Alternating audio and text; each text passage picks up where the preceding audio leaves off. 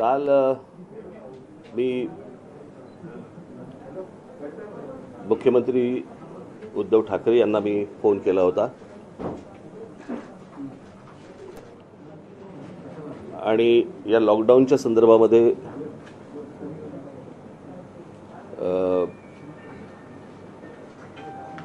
मी भेटीची विनंती केली होती त्यांना, परंतु त्यांचा मला फोन आला की त्यांच्या आजूबाजूला अनेक लोक हे कोविडने पॉझिटिव्ह आहेत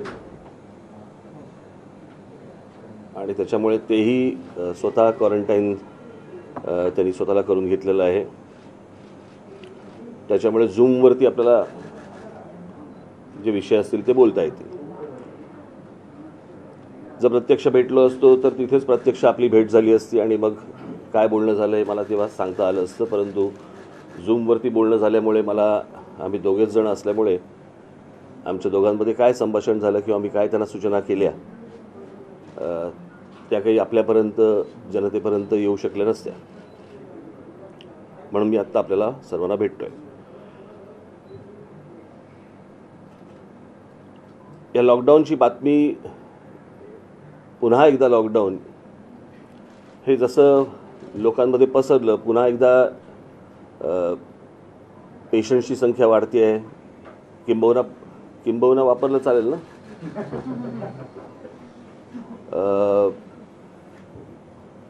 आधी जो कोविड आला त्याच्यापेक्षा मोठी लाट ही आत्ताची म्हणता येईल की सर्वाधिक पेशंट्स हे आत्ताच्या या लाटेमध्ये आहेत.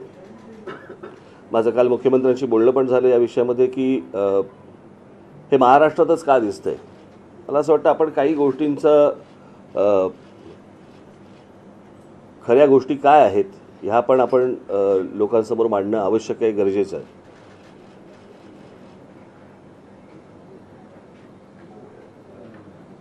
महाराष्ट्र एक औद्योगिक राज्य आहे आणि हे औद्योगिक राज्य असल्यामुळे बाहेरच्या राज्यांमधनं येणाऱ्या लोकांची संख्या देखील महाराष्ट्रामध्ये प्रचंड आहे. आज आपण बघतोय की पश्चिम बंगालमध्ये निवडणुका सुरू आहेत, शेतकऱ्यांचा मोर्चा निघाला, इतके दिवस चालू आहेत. तिथे काही बिरोना असल्या काही लाटा बिटा आपल्याला ऐकिवत नाहीत आणि हे महाराष्ट्रामध्येच सर्वाधिक हे सगळं चित्र उभं राहतं की अख्ख्या हिंदुस्थानामध्ये महाराष्ट्र हे एकमेव राज्य आहे की जिकडे फक्त करोना आहे आणि बाकीच्या राज्यामध्ये नाही आहे. याची दोन कारणं, एक म्हणजे बाहेरच्या राज्यांमधनं आपल्याकडे येणारी माणसं रोजच्या रोज, आणि दुसरी गोष्ट म्हणजे त्या राज्यांमध्ये करोना पेशंट्स मोजले जात नाही आहेत आणि ते मोजले जात नसल्यामुळे तिकडचे आकडे येत नाही आहेत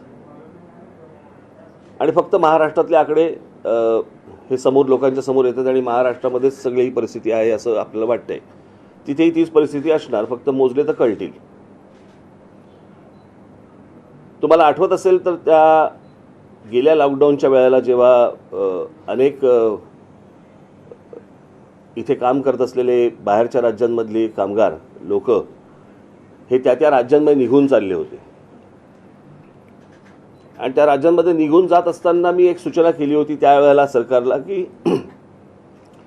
हे जेव्हा परत येतील त्यावेळेला ह्यांची एकतर मोजणी करा आणि ह्यांची चाचणी करा की यांना करोना नाही ना, कोविड नाही ना. असल्या कोणत्याही प्रकारच्या चाचण्या ह्या सरकारतर्फे केल्या गेल्या नाहीत. आलेली माणसं, गेलेली माणसं सोडा, पण येत असलेली माणसं ही निदान आपण मोजली देखील नाहीत. त्याच्यामुळे कोण येतंय कोण जातंय हे जर समजा आपल्याला या गोष्टींचा थांगपत्ता लागणार नसेल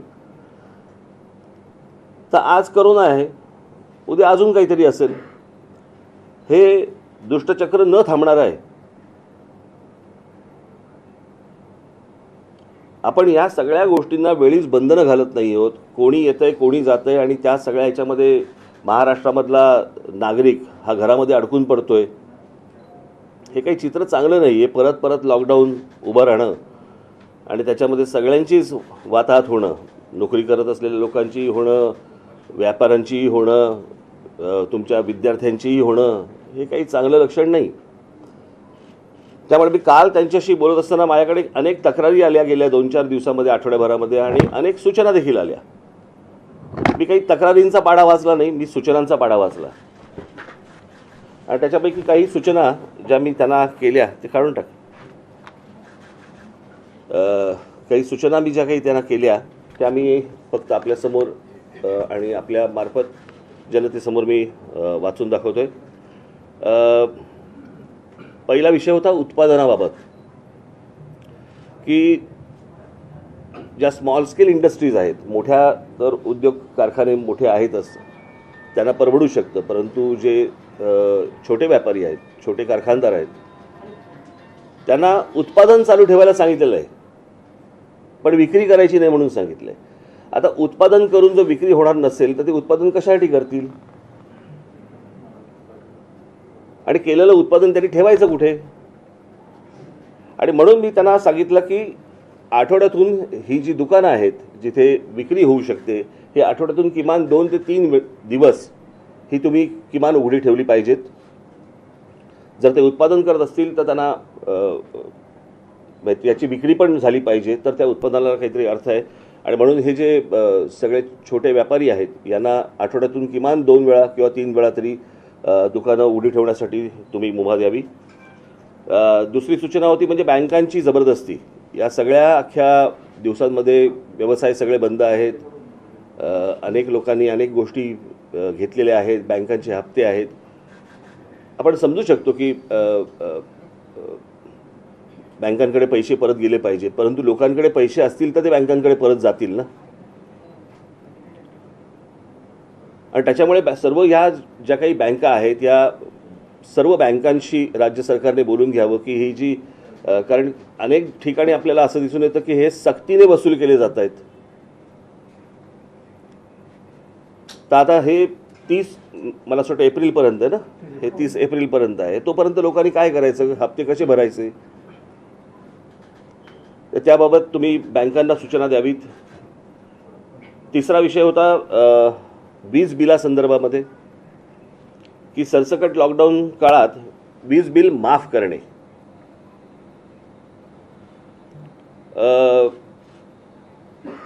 जे व्यावसायिक आहेत त्यांना 50% व्यवसाय कर म्हणजे GST बाबत राज्य सरकारने सवलत द्यावी आणि या बाबतीत केंद्र सरकारशी बोलून घ्यावं. खरं तर केंद्र सरकारकडनं अनेक GSTचे पैसे यायचे बाकी आहेत, परंतु किमान आत्ता लोकांना दिलासा मिळणं गरजेचं आहे, दिलासा देणं गरजेचं आहे. कारण हे सतत वारंवार तुमच्या काय रुग्णांचे आकडे वाढणं आणि मग तुम्ही लॉकडाऊन लावणं आणि हे सततचे काही प्रकार योग्य होणार नाहीत.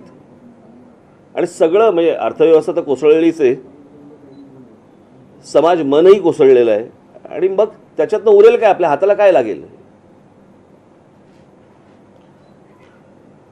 चौथा विषय होता कंत्राटी कामगारांच्या संदर्भामधला, की हा आत्ता गेल्या लॉकडाऊनच्या वेळेला अनेक कंत्राटी कामगारांना राज्य सरकारने घेतले होते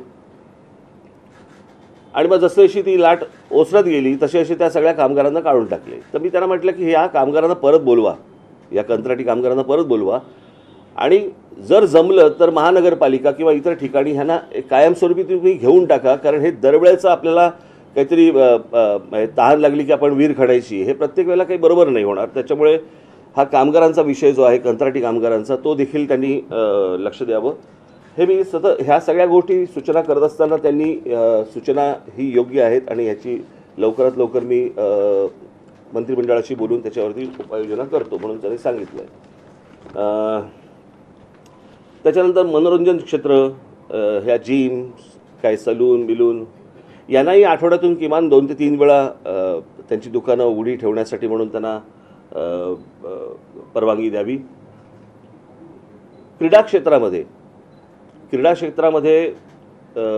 आता ते स्विमिंग पूल वगैरे सगळे बंद आहेत, आपण समजू शकतो, चला स्विमिंग पूल वगैरे बंद आहेत, परंतु जे खेळाडू जे सराव करत आहेत, या सराव करणाऱ्या सर्व खेळाडूंसाठी काही सवलत असणं गरजेचं आहे.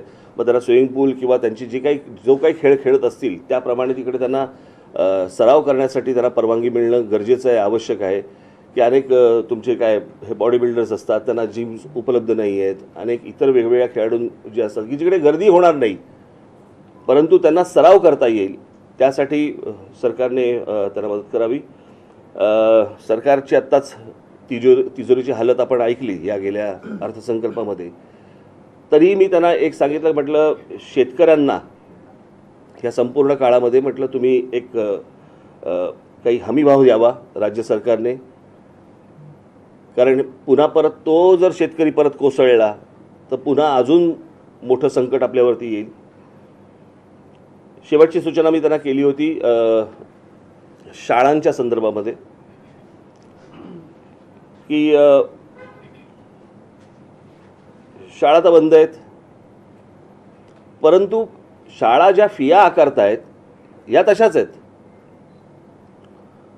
आणि जर समजा या शाळांना सांगितलं गेलं नाही की तुमच्या फिया आत्ता तुम्ही घेऊ नका किंवा काही अर्ध्या घ्या किंवा काही, एक तर मुलांची वर्षाच्या वर्ष 1.5 वर्ष फुकट गेलेलं आहे. आता 10वी 12वीची परीक्षेला बसलेले आहेत. खरं तर ह्या 10वी 12वीच्या पोरांना प्रमोटच केले पाहिजेत. यांच्या परीक्षा न घेता यांना पुढे ढकलले पाहिजेत. कारण ते कोणत्या मानसिकतेमध्ये असतील, काय असतील, आपल्याला काही कल्पना नाही. ही सगळी लहान मुलं, आपल्याही आयुष्यामध्ये असं पहिल्यांदाच असं घडतंय आणि ते तर लहान आहेत पोरं. ती कुठून अभ्यास करणार आहेत, काय करणार आहेत, कशी 10वीच्या परीक्षा देणार आहेत, कशा 12वीच्या परीक्षा काय करणार आहेत, त्याचा काय रिझल्ट येणार आहे, काहीच माहीत नाही आहे. आणि म्हणून मी राज्य सरकारला विनंती करेन की ह्या 10वी 12वीच्या ज्या मुलं आहेत यांना जसं खालच्या विद्यार्थ्यांना जसं प्रमोट करतात तसं 10वी 12वीच्या विद्यार्थ्यांना पुढे तुम्ही ढकलावं. त्याच्यामध्ये शाळा ज्या आहेत, शाळांमधले जे कर्मचारी आहेत, शाळांना पैसे येत नाही आहेत, उद्या शाळांमधले जे काही कर्मचारी आहेत ह्यांना शाळा पगार कुठून देणार आहे. सो जसा विद्यार्थ्यांचा विचार फियांच्या संदर्भामध्ये राज्य सरकारने करावा तसाच शाळांचा देखील विचार हा राज्य सरकारने केला पाहिजे. अशा काही महत्त्वाच्या सूचना मी काल मुख्यमंत्र्यांना केल्या आणि त्याच्यावरती त्यांच्याकडनं मला ऐकायला तरी मला गोष्ट पॉझिटिव्ह दिसली की ते याच्यावरती तात्काळ कारवाई करतील, या गोष्टीमध्ये लक्ष घालतील. राज्य सरकारमधल्या इतर मंत्र्यांशी बोलून त्याच्यामध्ये काही लोकांना सूट मिळेल अशी मला अपेक्षा आहे. अजून प्रश्न असा आहे की आपण आता पूर्ण कोविड काळामध्ये पॉझिटिव्ह येणं ह्याच्या खूप पलीकडे गेलो आणि जे लोक गंभीर आहेत त्यांना वाचवण्याचं काम सरकारनं केलं पाहिजे. पण जे मेडिकल इन्फ्रास्ट्रक्चर आहे ते आधीपासून लिमिटेड होतं, तेही एका वर्षात उभारलं गेलं नाही. खरं हे होय, अर्थातच. कारण हे तुम्हाला ही लक्षणं दिसायला लागली साधारणपणे जानेवारी एंडच्या पासून तुम्हाला ही परत लक्षणं दिसायला लागली आणि दिसायला लागल्यावरती तात्काळ याच्यावरती राज्य सरकारने, महानगरपालिकांनी याच्यावरती काही त्या दृष्टिकोनातनं पावलं टाकणं आवश्यक होतं की लगेच अगदी एवढी लाट येईपर्यंतची वाट बघण्यात काही अर्थ नव्हता त्या गोष्टीला. आणि मागच्या वेळेला जसं केलं होतं आणि तो जो काय खर्च झाला असता आम्ही दुर्लक्ष केलं असतं, कोणाला कंत्राट दिली, कोणाला काय केलं, परंतु लोकांना किमान बेड तरी मिळाले पाहिजे होते. आज सगळ्या हॉस्पिटल्समध्ये जर परिस्थिती तुम्ही बघितली तर आज जवळपास सगळी हॉस्पिटल्स बेड्स देत नाही आहेत, बेड्स असून देत नाही आहेत. जर कोणी कोविड पेशंट गेला, म्हणजे मी आत्ताच माहिती घेत होतो की अनेक ठिकाणी हॉस्पिटलमध्ये गेलेले पेशंट हे एकेका हॉस्पिटलमध्ये 2-3 दगावले की बेड्स मिळाले नाहीत म्हणून. आणि हॉस्पिटलकडे बेड्स असताना जर समजा ते युटिलाइज होत नसतील, जर ते वापरले जात नसतील, मग ही हॉस्पिटल करायची काय. एक तर ही महानगरपालिकांच्या जमिनींवरती उभी आहेत, महानगरपालिकांचं पाणी, वीज, राज्य सरकारच्या सगळ्या सवलती ह्यांना सगळ्या गोष्टींच्या मिळत असतात.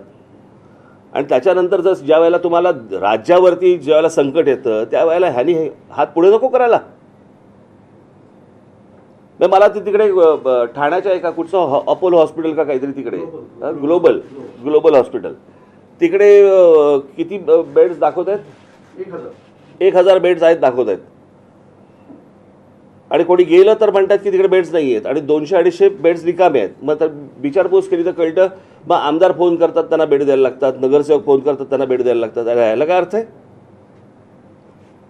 म्हणजे जो सर्वसामान्य नागरिक जो तिकडे जाणार तिथे तो म्हणणार की बाबा मला ताप आलाय, मला आत्ता तुम्हाला बरं वाटत नाही आहे, म्हणजे त्याला बेड नाही मिळणार.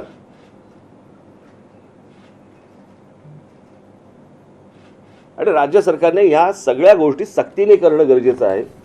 यांना आत्ता ह्या गोष्टींच्या जाणीवा जर नसतील या हॉस्पिटल्सना आणि वगैरेवर, तर जाणीवा करून दिल्या पाहिजेत. आमची जाणीवा करून द्यायची पद्धत वेगळी आहे, परंतु ही काही ती वेळ नाही.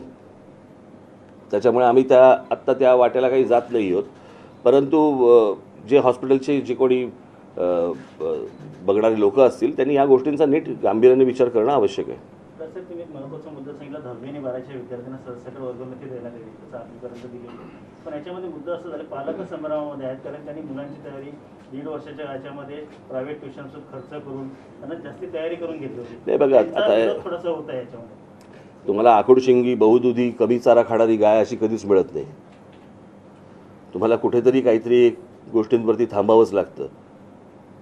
म्हणजे तुम्ही ट्युशन्स क्लासेसला दिलेल्या फिया बघायच्या आहेत का? उद्या तुमच्या डोक्यावर मुलांच्या मनावरती झालेल्या परिणामामुळे जर समजा कमी मार्क पडले तर त्याच्यानंतर परत बोंबलायचं. काहीतरी एक गोष्ट आपण बघितली पाहिजे ना. गेल्या वर्षभरात आपण काही शिकलो नाही असं वाटतं आपल्याला. राज्य सरकारने जी परिस्थिती गेल्या वेळेला होती, राज्य सरकार सुद्धा पूर्ण विसरलं की कोविड पुन्हा येऊ शकतो. नाही, नुसतं हा एकट्या राज्य सरकारवरती पण बोलून चालणार नाही. हा देशाचा विषय आहे. आज लाट इकडे आहे, उद्या लाट दुसरीकडे येईल, परवा लाट तिसरीकडे येईल, काही सांगता येत नाही. मला असं वाटतं की या आरोग्य या विषयावरती राज्य सरकारांनी सर्व आणि केंद्र सरकारने गांभीर्याने विचार करणं गरजेचं आहे की त्याच्यासाठीचं बजेटमधली तरतूद जी आहे ही देखील मोठ्या प्रमाणावरती येणं आवश्यक आहे. सर, कोविड वॅक्सिनेशन केंद्र सरकार म्हणते की महाराष्ट्र, पंजाबमध्ये मोठ्या प्रमाणात कोविड पेशंटची संख्या वाढते, पण इतर राज्यांसंदर्भात काही होताना दिसते नाही. मी मगाशी बोललो तो विषय, साहेब, मी सुरुवातच त्याने केली. साहेब, कोविड वॅक्सिनेशनचं जर बघितलं गेलं, आता देशामध्ये फक्त कोविशिल्ड आणि कोवॅक्सिनच आहे. मॉडर्ना, फायझर सारख्या ज्या इम्पॉर्टंट वॅक्सिन्स आहेत त्याला ट्रायल कम्प्लीट झालेलं आहे, त्यांना केंद्र सरकार परवानगी देत नाही. आता तर वॅक्सिनेशन वाढवलं पाहिजे, तर यांना परवानगी नाही दिली पाहिजे.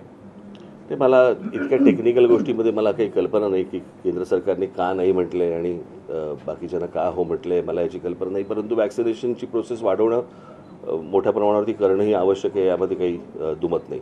आणि त्याला वयाचं बंधन नसावं वॅक्सिनेशनसाठी, हेही मला असं वाटतं गरजेचं आहे. हो, त्यांच्या तर परीक्षा किती वेळा पुढे ढकलल्या.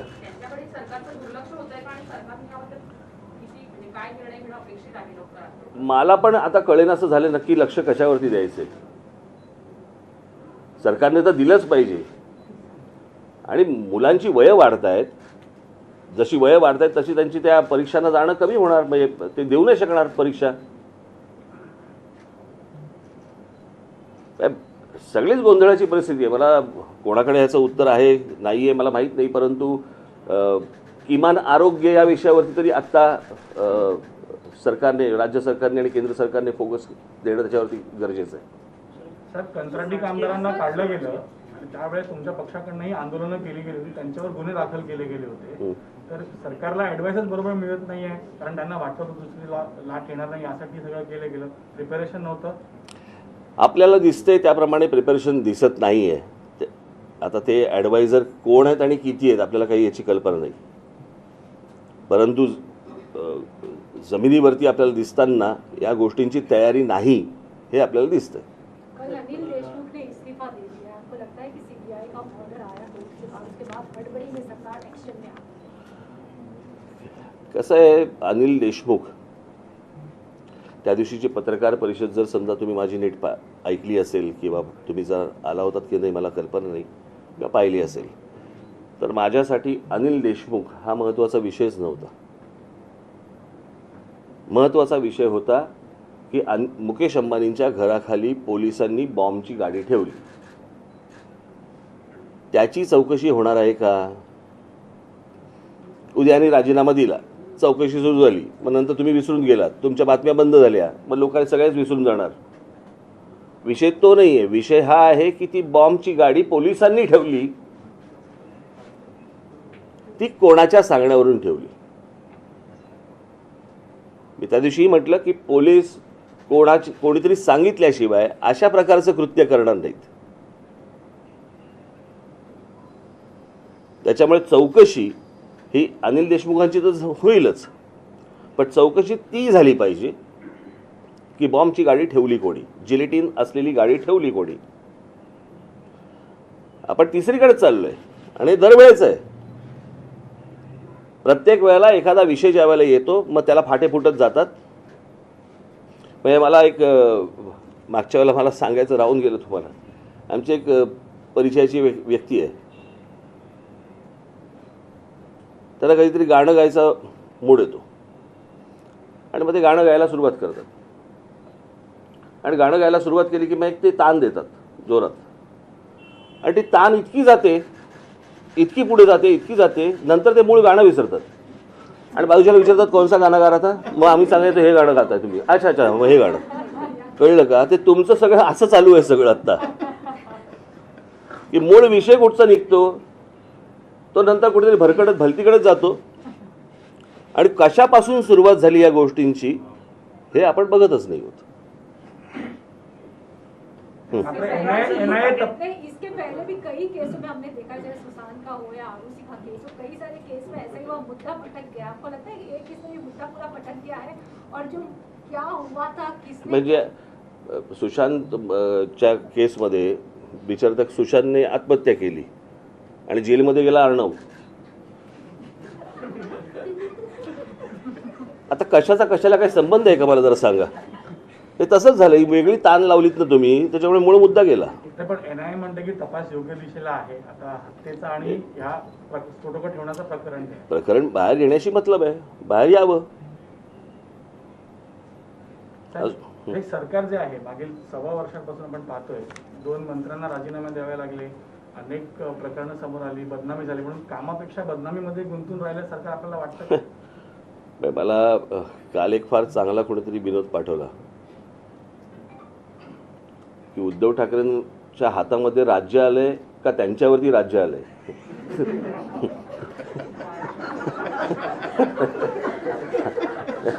हातामध्ये राज्य आलंय का त्यांच्यावरती राज्य आलंय. सर, आता 30 तारखेपर्यंत हे कठोर निर्बंध आहेत, परंतु शासनानं ते फ्लेक्झिबल ठेवले आहेत. वाटलं तर ते कदाचित मध्ये कडक करू शकतात किंवा त्याच्यात काही शिथिलता आणू शकतात. जर याच्यापेक्षा निर्बंध कठोर झाले तर तुम्ही दिलेला पाठिंबा काढून घेणार या कठोर निर्बंधांना? नाही, मला कळलं नाही सर. 30 एप्रिलपर्यंत हे सगळे नियम लागू आहेत, पण शासनानं हे नियम फ्लेक्झिबल ठेवले आहेत. नाही, त्यांना वाटलं तर ते याच्यापेक्षा कठोर करू शकतात. मागच्या वेळेला जेव्हा लॉकडाऊन झाला त्यावेळेला लोकांनी हा लॉकडाऊन अंदाज नाही आला, परंतु पोलीस आणि इतर सगळ्या गोष्टींच्या सक्तीनंतर तो बराचसा पाळला गेला, बऱ्यापैकी पाळला गेला. आत्ता लोकांना या सगळ्या गोष्टींची नीट जाणीव झाली की हे जर समजा पाळलं नाही गेलं, पुन्हा कठोर जर समजा लॉकडाऊन आला तर अजून आपल्याला त्रास होईल. त्याच्यामुळे सर्वच जण नीट लॉकडाऊन पाळतील अशी मला तरी आता आशा वाटते. रेस्टॉरंट देखील बंद असणार आहे. रेस्टॉरंटही बंद असणार आहे. त्या निर्णयाबाबत रेस्टॉरंटही बंद असणार आहे. मग काय करू मी? मग काय करू मी? नाही सर, तुमचं काय मत आहे यावर? त्याबद्दल आणि पुण्यात पण अनेक व्यापारी जे शासनानं याला खूप वेगवेगळे अंग येतो. आता याला काय तुम्ही लॉकडाऊन म्हटल्यानंतर याला काय तुम्ही बोलणार? फक्त रेस्टॉरंट असा विषय येतो का? देशमुखांचे बार पण बंद आहेत.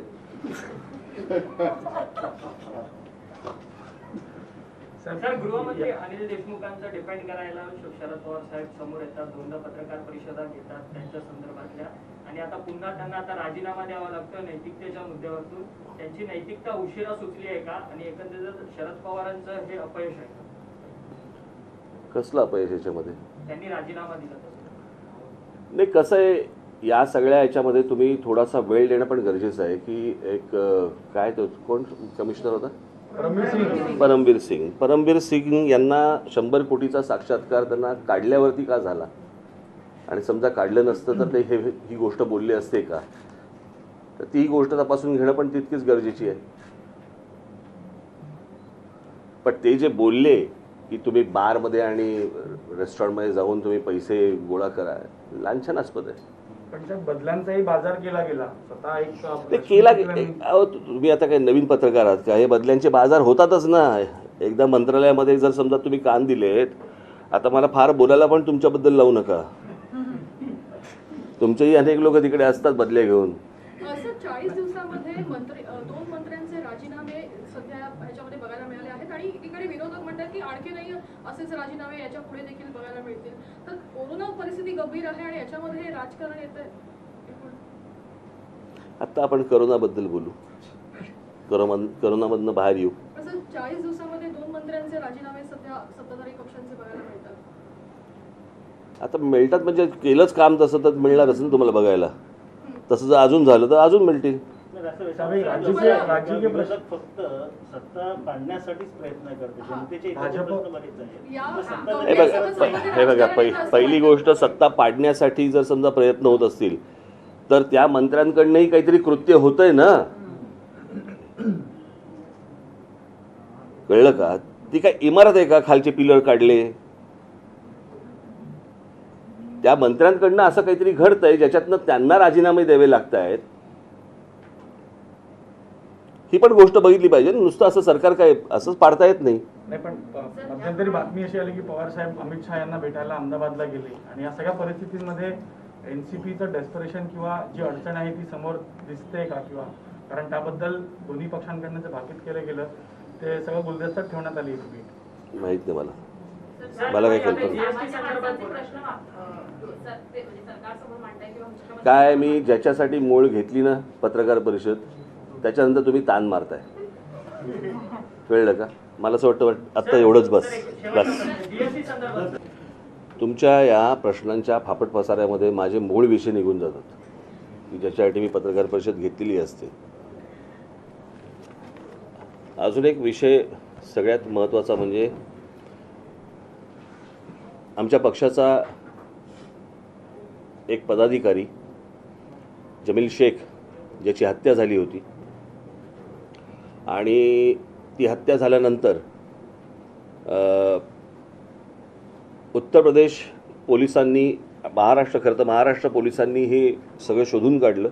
उत्तर प्रदेशला गेले, उत्तर प्रदेशमधनं ह्या सगळ्या गोष्टी शोधून काढल्या आणि तिथे जे काही प्रेस नोट जी उत्तर प्रदेश लखनौमधनं जी आली स्पेशल टास्क फोर्सची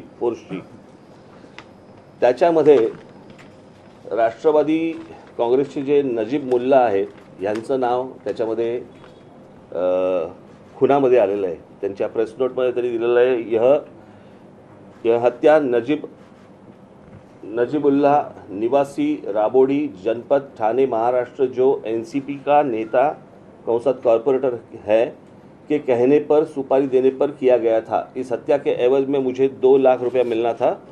ओसामा ने नजीबुल्ला से कितने रुपए में डील किया था मुझे पता नहीं है. FIR में शक नजीबुल्ला पर किया गया था. ही अशी सत्ताधाऱ्यांची ही माणसं दिवसाढवळ्या खून करतायत. याच नजीबुल्लाचं नाव हे सूरज परमार ज्यांनी आत्महत्या केली होती, एक बिल्डर होते, त्यांनी आत्महत्या केली होती. त्या आत्महत्या केलेल्या त्यांच्या मृत्यू जे काही पत्र त्यांनी लिहिलं होतं आत्महत्या करतानाचं त्याच्यामध्ये देखील या नजीबुल्लाचं नाव होतं आणि त्याच्यानंतर ही केस देखील रफादफा झाली. त्याच्यानंतर पुढे काही झालं नाही. आता पुन्हा या नजीबुल्लाचं नाव आलेलं आहे. मला राज्य सरकार काय करतं याच्यावरती मी वाट पाहतोच आहे. परंतु या संदर्भामध्ये मी लवकरच माननीय शरद पवार साहेब यांची मी भेट घेणार आहे की अशी जर मंडळी यांना पक्षामध्ये सांभाळायची असतील तर मला असं वाटतं की दुसऱ्यांचे पण हात काय बांधलेले नसतात. आणि मग या सगळ्या गोष्टींना जर खुनाने अशा जर गोष्टी महाराष्ट्रामध्ये सुरू झाल्या, सुसंस्कृत महाराष्ट्रात सुरू झाल्या तर हे काही चित्र चांगलं दिसणार नाही. आणि म्हणून या गोष्टींना वेळीच आवर घालणं आवश्यक आहे. नजीबुल्ला या त्यांचा जो कोण नेता असेल एनसीपीचा याच्यावरती कारवाई होणं गरजेचं आहे, अरेस्ट होणं गरजेचं आहे आणि त्याला शिक्षा होणं गरजेचं आहे. आणि याच्यासाठी मी लवकरच त्यांची पवारसाहेबांची मी भेट घेणार आहे. धन्यवाद.